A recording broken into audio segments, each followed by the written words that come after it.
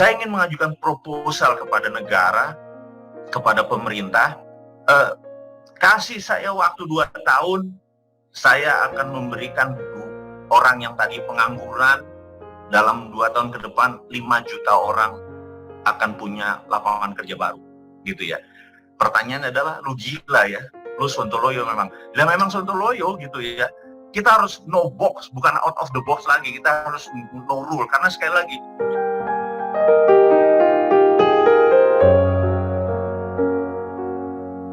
Bosman, menurut Bosman, kalau saat ini di pedesaan bagaimana cara menghidupkan BUMD? Ini BUMDes kali ya di pedesaan.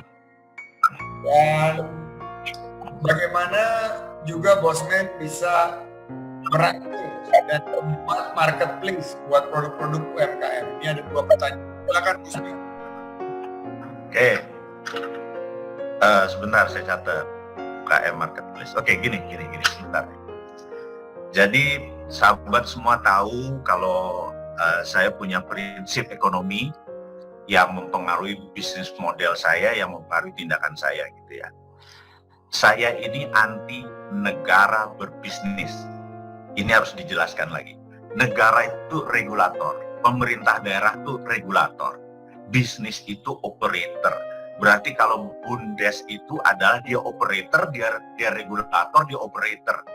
Gimana bisa swasta menang melawan BUMDes atau melawan BUMN? Nah, sekali lagi, untung saya bukan bercita-cita sebagai politikus. Kalau saya bercita-cita jadi politikus, terus mau dikasih mandat kekuasaan, BUMN tinggal 5 dari 800. Bayangin, saya bubarin itu semuanya, dijual di bursa saham 100% milik publik gitu ya. Nah, tapi sekali lagi kita nggak bicara segitu jauh, karena di daerah ada cara untuk membantu. Dengan saya menjawab pertanyaan yang kedua, mudah-mudahan jawaban tentang di desa kebantu. Jadi begini, saya mau pop the question. Jadi apa bahasa Indonesia pop the question, brother? Nembak gitu ya. Kalau ada cewek cantik gitu, ini kita mengundang pertanyaan. Mau propose, mau ngawinin, mau propose gitu ya, pop the question. Jadi gini, saya menyatakan I love you, terus kasih ring, terus mau nikah dengan kamu gitu ya, itu kan pop the question.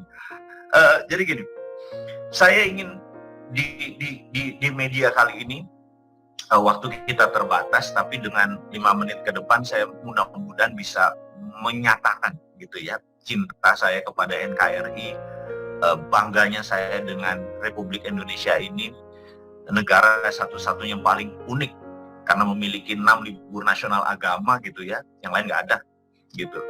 Terus beragam suku, beragam bahasa, uniqueness ini nggak dimulai orang lain, dan yang lain kontinental, Cina kontinental, Eropa kontinental, Amerika kontinental, kita negara maritim, kita archipelago gitu ya. Kita rule the world, dan satu-satunya negara yang memiliki 6 laut di dalam negara. Ada Laut Jawa, Laut Banda, segala macam. Yang lain nggak ada laut, selat paling.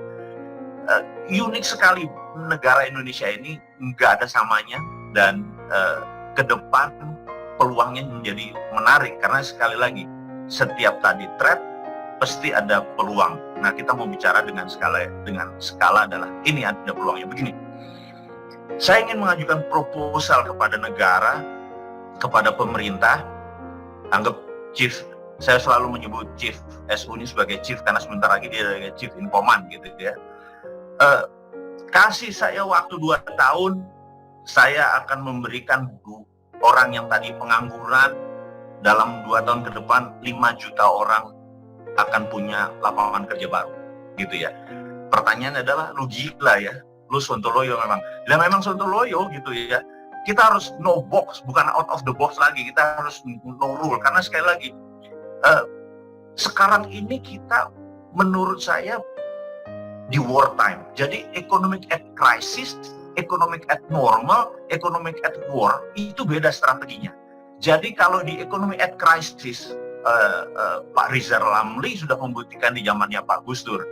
Economic at normal, Ibu Sri Mulyani sudah bisa mengendalikan di zamannya awal kemarin. Tetapi sekarang begitu Presiden Trump menjadi presiden 2017, dia anggaran militer naik jadi 700 billion dan sekarang 1000 billion atau 1 triliun dolar. Can you imagine semua negara anggaran militernya dijumlah gitu ya. Misalnya Indonesia anggaran militernya Pak Prabowo 140 triliun, itu sekitar 10 billion dolar. Amerika 1000 billion, kita nggak ada apa-apanya gitu ya. Nah, berarti memang negara itu cinta perang gitu ya. Nah, apa yang terjadi saat ini, Trump memang mengatur dunia ini dengan economic at war. Nah, sayangnya ekonomis Indonesia itu tidak paham ekonomis at war. Jadi Anda nggak bisa di keadaan normal bergerak bahwa ini adalah kondisi normal. No, saat ini sangat anomali. Saat ini adalah economic at war. Karena itu lihat video saya, lihat sosial media saya ngingetin, wahai pemimpin pejabat negara, Anda bukan normal kondisinya. Kalau sekedar resesi turun 10%, kontraksi 20%, normal caramu bisa intensif pajak, segala macam Anda bisa lakukan. Pak Ketua, saya kalau bisa bicara dengan Pak Presiden, bos, ini at war. Orang-orangmu ganti semua kalau perlu. Kalau perlu pemain cadangannya masuk gitu loh. Kalau kita lihat, oh ini kayaknya lagi injured nih, lagi begini segala macam. Be realistic. Change your team. Gitu ya. Jadi bukan sekedar ganti bisnis model atau strategi, oke, 4-3-2-1 diganti 4-2-4. No. Orangnya pun diganti gitu ya. Ini pendapat saya. Nah, urusan timing, urusan siapa yang mengganti siapa, who do what, who get what, itu urusan Pak Presiden. Sekali lagi, saya terutama adalah sisi private, sisi swasta yang ingin contribute. Caranya gimana? Caranya begini. Kalau saya diizinkan adalah saya minta ketemu sama Bukalapak, Tokopedia, mana marketplace lagi, GoFood, GrabFood, dan lain sebagainya. Saya minta duduk satu meja, gitu ya. Saya akan tanya ke GoFood misalnya, bosnya kan Gojek kan, kamu kan punya 500.000 merchant, betul? Dan memang 500.000, saya pikir dulu 125.000, ternyata Gojek bilang enggak kami 500.000 merchant. Top 1%-nya, artinya dari 500.000 top 1%-nya ada 5.000 UKM loh itu, yang omsetnya bagus, yang benar-benar winning team. Misalnya saya kasih contoh, geprek bensu itu bagus, bakpia kukus itu winning team termasuk 5.000 yang top itunya gitu ya. Kalau mereka buka cabang misalnya 2 tahun ke depan, bakpia kukus Jogja buka di Banjarmasin, buka di Pontianak, buka di Medan gitu ya.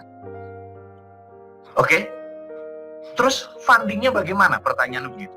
Nah, semua sahabat tahu saya punya Santara Equity Crowdfunding, perusahaan yang didapat izin OJK pertama kali dan the biggest gitu ya. Jadi Santara gabungkan dengan semua tadi akan ketemu 20.000 best UKM. Nah, Santara adalah tempat fundingnya untuk UKM mencari dana. Jadi gini, ini saya mundur sebentar, saya lompat-lompat sebentar. Juli 2018 kita launching Santara. Nyari 1 miliar itu 3 jam sold out, nyari 2 miliar 3 jam sold out. Ada Arfah waktu itu, Arfah Barbershop, mau punya 50 cabang, pengen buka 3 cabang perlu 700 juta, 3 jam sold out gitu ya. Terus suatu hari kita disemprit sama OJK. Perit, OJK menyemprit. Kartu merah. Saya bilang, loh kok kartu merah? Pelanggaran. Saya bilang, pelanggaran apa? Kami kan main kasti, nggak main baseball gitu loh. Sementara peraturan itu kan baseball gitu. Nah, kami nggak main bola gitu dan lain sebagainya, itu cuma beda aturan.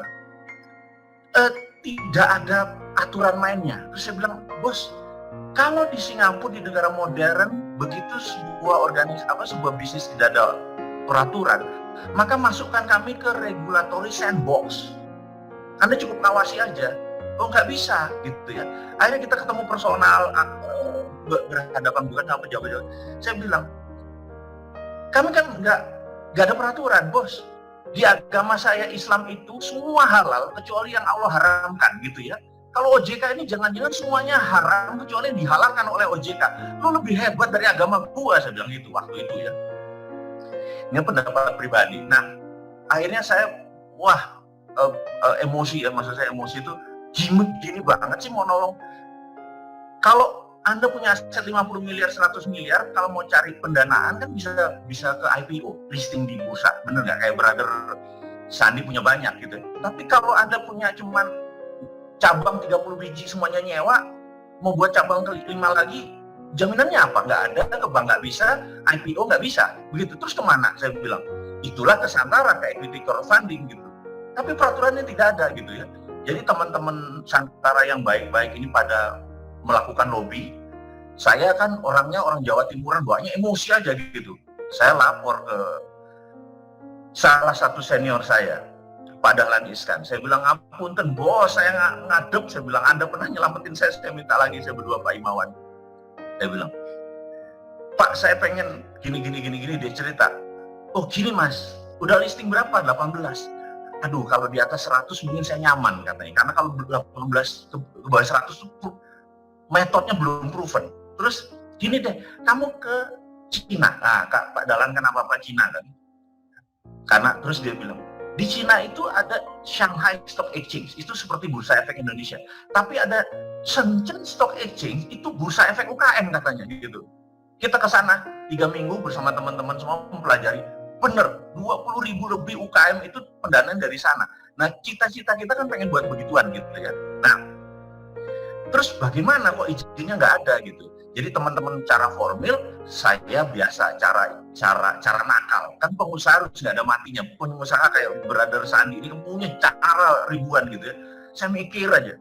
Terus Pak Dahlan bilang, kami dulu JTV itu punya masalah. Waktu kami buat TV lokal, itu nggak boleh, TV itu harus nasional. Akhirnya Pak Imawan katanya gitu, dia tunjuk timnya dia.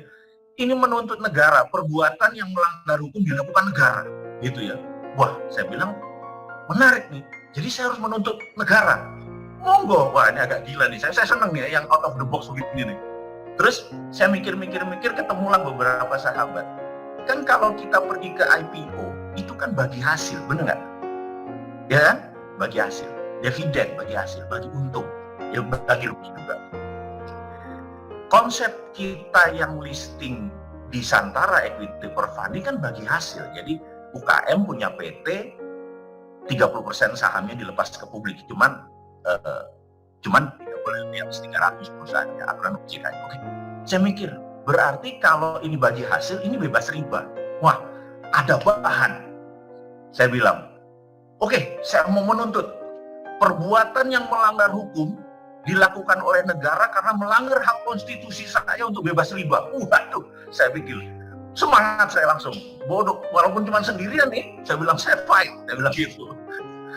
Tapi OJK saya acungi jempol dan saya salut. Keluar izinnya.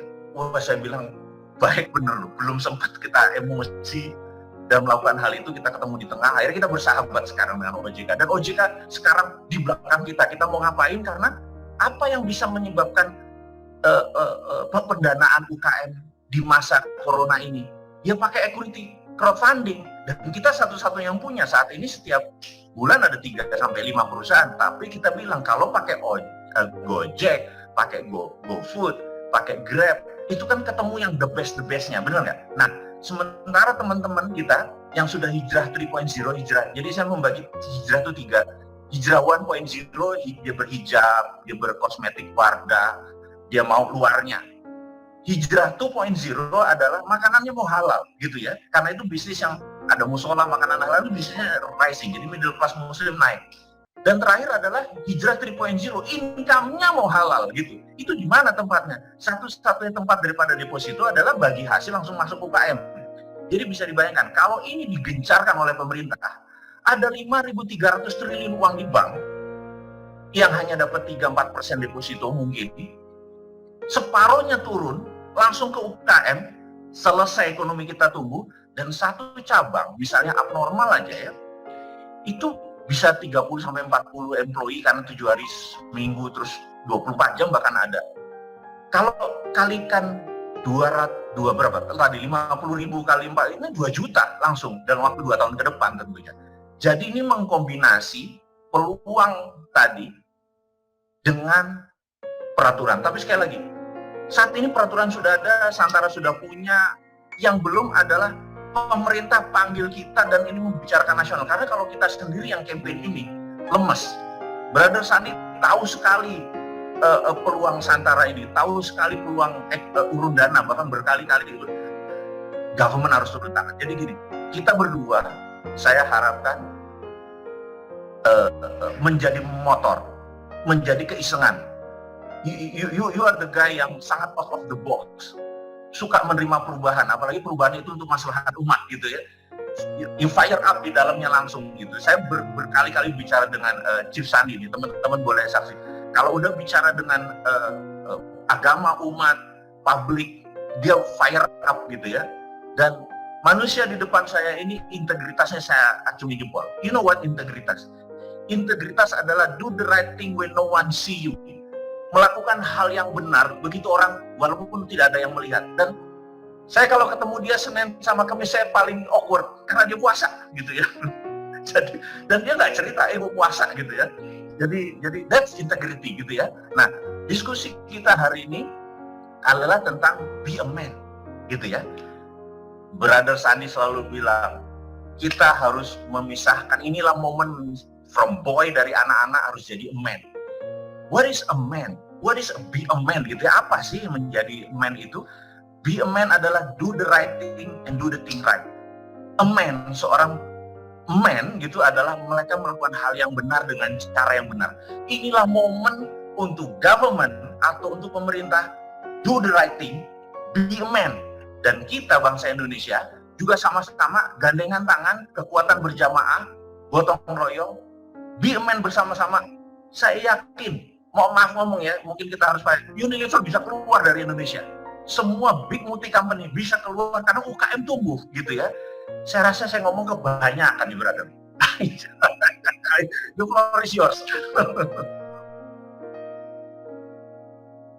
Inspiring ya, benar-benar terinspirasi. Dan yang terakhir itu betul-betul fire up saya bahwa sebetulnya Unilever nggak perlu keluar.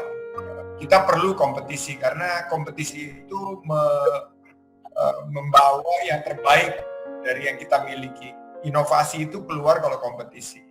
Kita mampu untuk efisiensi kalau ada kompetisinya. Dan tadi mengenai BUMN itu pemikiran yang sama. Dan saya pernah ngomong pemikiran saya ini sama Bro Erick Thohir yang sekarang lagi tugas di BUMN dan dia kelihatannya agak setuju-setuju juga. Dan pemerintah sekarang, pemerintah Jokowi 2.0 ini, ya menurut saya ada perubahan fundamental dari segi peran BUMN. Ya kita lihat aja, mudah-mudahan ini bisa berjalan.